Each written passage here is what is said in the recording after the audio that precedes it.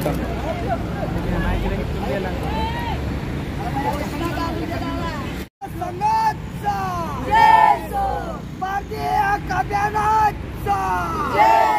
भारतावर अन्याय करणाऱ्यांच्या सरकाराचा धिक्कार असो.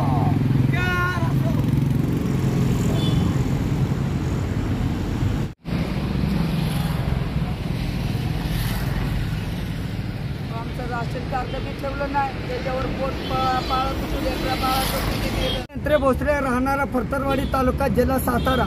यास फरतरवाडी मोदे यात राहणारा मी माझ्या कुटुंबास राहता असताना भवानी यात्रेची जत्रा होती. जत्रा असताना माझ्या समाजाला की परफेक्ट जागा नसल्यामुळं मंदिर नसल्यामुळं सगळं जागा नसल्यामुळं माझ्या भावानं जत्रा करण्यासाठी गेला व तिथं गावकऱ्यांनी सांगितलं की बाबा इथं जत्रा करू नको असले. या संदर्भात जाऊन पाल उपटून माझ्या घरावरती हमला केला. दिनांक 3 तारखेपासून 8:30 वाजता माझ्यावर हमला केला. माझ्या घराचं दाराचं सगळं नुकसान केलं. शेरडं कोंबडं मारले व माझ्या वहिनीला व माझ्या घराच्या कुटुंबाला. परंतु आज जिल्हाधिकाऱ्यासामने 3 तारखेपासून मी इथं राहिलेला आहे, उघड्यावर आहे. परंतु आज खासदार आमदार असून बी आमची कुणी दखल घेतली नाही, काही नाही. आम्ही या देशाचे नागरिक आहो की नाही ही मुख्यमंत्र्यांनी येऊन मला दबाव द्यावं. मग आम्ही जर खोटं बोलत असेल तर त्याने स्वतः येऊन आमच्या घराची काय झाली नुकसान की का दैना केली त्याने येऊन स्वतःनं निरीक्षण करावं आणि आम्हाला योग्य ते न्याय मिळावा.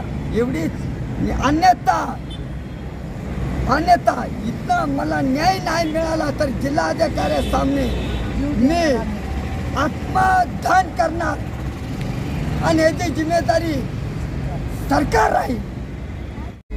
राहणार फरतरवाडी, जिल्हा सातारा, तालुका सातारा. हो, मी बाहेर बसलो होतो माझ्या घराच्या बाहेर अंगणमध्ये. माझा नवरा बाहेर त्याच्या बापाकडं यात्रेच्या पालात गेला होता. पण ही पोराच्यामुळं मी अटकलो. 2 पोरं माझ्या घरात झोपलेले. मी जे असं झोपलो तर सगळं गाव आलं माझ्यावर. दगडफेक केलं. सच्या कुठाय नम्या कुठाय असं करत आलं. मी म्हणतो आहोत तुमचं काय झालं, तुमचं काय केलं, तुमचे काय हिरव्या मिरच्या तोडल्या, तुमचं काय वांगा तोडलं का, तुमचं काय तोडलं, टमाटो तोडलं का. मी असं बोंबलली. तरी मी तसंच जीव वाचण्यासाठी माझ्या घरात घुसली. मी माझे सगळे पोरं घेऊन घुसली तर माझ्यावर हान मार दगड माझ्या घरात मावत नाही तेवढं दगड येतं. तुम्ही समक्ष बघितलं असून मी साहेब खोटा असं ठरवत असेल तर काय त्याचा फायदा आहे. हे सगळं कुणी केलेले? हे सर्व उद्धव, चंदू, रवी नाना. मी असं डोळ्याने बघितलं. दत्तू मोरे, फरतरवाडी गावातली माणसं. पोलिसात तक्रार गेली का? पोलिसाकडे तक्रार दिली तर त्याला धरून खोटी तक्रार नोंद करतात. त्याच्यात माझे शेरडानं आई बोलून तिने हाळ्या मारल्या असेल. पोटाला आलेली शेरडीनं त्याला जबान नाही, त्याला वरडायला का बोलायला येत नाही. मला इथं दुखतं, मला पाठीवर मारलं. पण सगळे दगड आमच्यावरचे दगड शेरडाने घेतलं.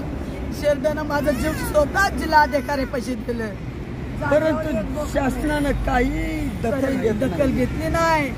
शेवट त्यांची FIR, त्याच्या FIR मध्ये माझं शेरडं नव्हतं, माझ्या देवाचं नाव नव्हतं.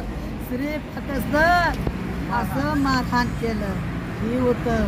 पण त्याच्या आधी काय नाही सांगितलं तिने. 3 घराची नोंद होती, माझ्या घराची नोंद होत नाही कारण माझं घर मोठं झालं ना. माझ्या घराची काय आहे तिने भरपाई द्यावं. त्याचं काय त्याच्यावर गेलेलं आहे पैसे तेवढं द्यावं. मी जागा सोडून जाणार नाही. असं करत असेल तर मी स्वतः इथं जीव देणार.